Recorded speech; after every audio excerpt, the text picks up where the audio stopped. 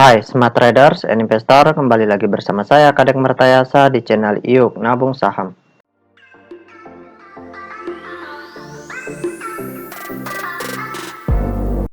Nah, di episode kali ini kita akan membahas salah satu perusahaan yang direquest oleh Wisnu Permadi.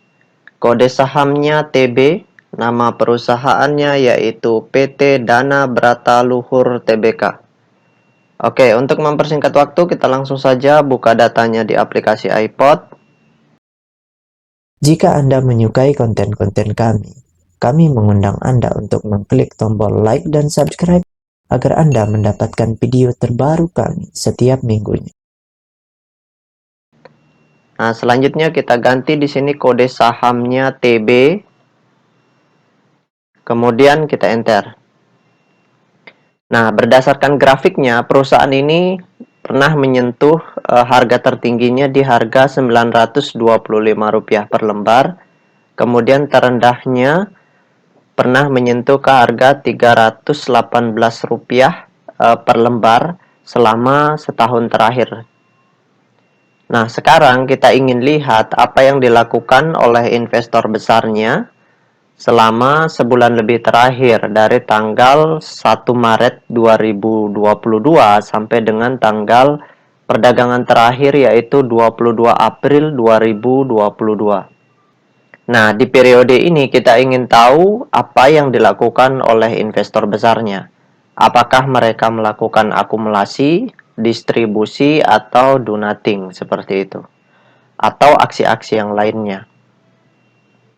Nah, langsung saja kita cek data broker summary-nya ya. Kita klik kolom Broksum. Kemudian di sini kita ganti kode sahamnya TB.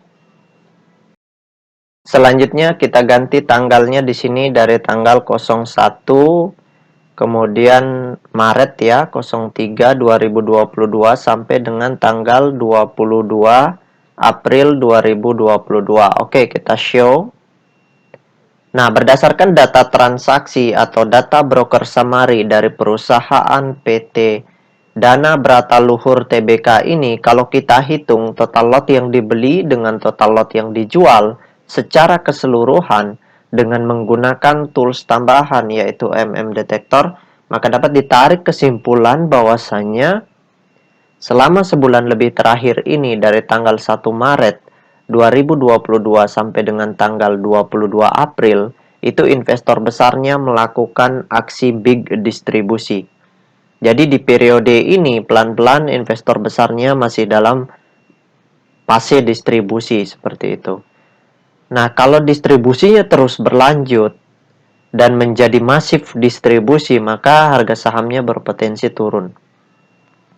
Namun, ketika perdagangan di esok hari, ya, di perdagangan selanjutnya, investor besarnya merubah aksi mereka menjadi masif akumulasi atau big akumulasi, maka harga sahamnya berpotensi naik kembali ke level tertingginya seperti itu selama setahun terakhir.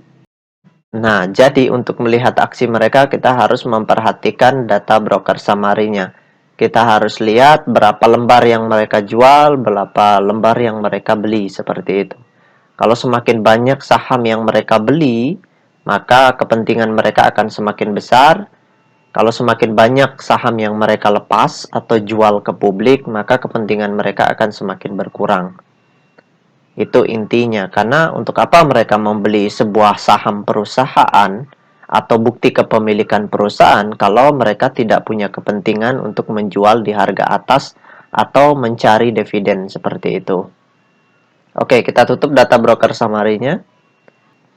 Nah, selanjutnya bagi teman-teman investor, jika ada yang ingin ditanyakan atau ada yang ingin di-request, silakan komen di kolom komentar. Nanti saya akan buatkan videonya secara khusus. Untuk rekan-rekan investor yang ingin bergabung di grup channel Telegram kami, silakan klik linknya ada di kolom deskripsi. Di sana, rekan-rekan investor bisa bertanya seputaran aksi akumulasi maupun distribusi yang dilakukan oleh investor besar di perusahaan-perusahaan yang rekan-rekan sedang pantau atau yang rekan-rekan miliki, seperti itu. Nah, selanjutnya kita bahas tentang data peta kepemilikannya untuk melihat potensi jangka panjang dan kepentingan dari investor besarnya. Nah, Berdasarkan hasil riset yang saya lakukan dengan mengumpulkan data-data dari SRO Bursa Efek Indonesia dan data-data dari sekuritas, maka dapat ditarik kesimpulan bahwasannya perusahaan PT Dana Brata Luhur Tbk ini 100% sahamnya telah dicetak dalam bentuk scriptless. Jadi semua sertifikat kepemilikan perusahaan itu sudah dalam bentuk scriptless. Tidak ada lagi yang dalam bentuk warkat ya, atau dalam bentuk sertifikat fisik. Nah, artinya semua saham yang dalam bentuk scriptless itu bisa dijual di pasar reguler seperti itu. Karena saham warkat tidak bisa dijual di pasar reguler. Nah, dari 100% saham yang beredar di publik, kepemilikan investor besarnya sebesar 63,8%. Ini porsi kepemilikan investor besarnya yang cukup besar, yang sangat besar malahan kalau digunakan untuk trading seperti itu. Baik itu dilakukan trading bulanan ataupun scalping seperti itu ya. Nah, kemudian kalau untuk investasi jangka panjang, sebaiknya tunggu investor besarnya mengakumulasi kembali sampai kepemilikan mereka di atas 75%. Agar kepentingan mereka cukup besar di perusahaan itu, sehingga mereka punya kepentingan untuk memarkup harganya, seperti itu. Karena kalau kita membeli perusahaan yang investor besarnya kepemilikannya sudah sangat kecil, itu sangat berbahaya sekali.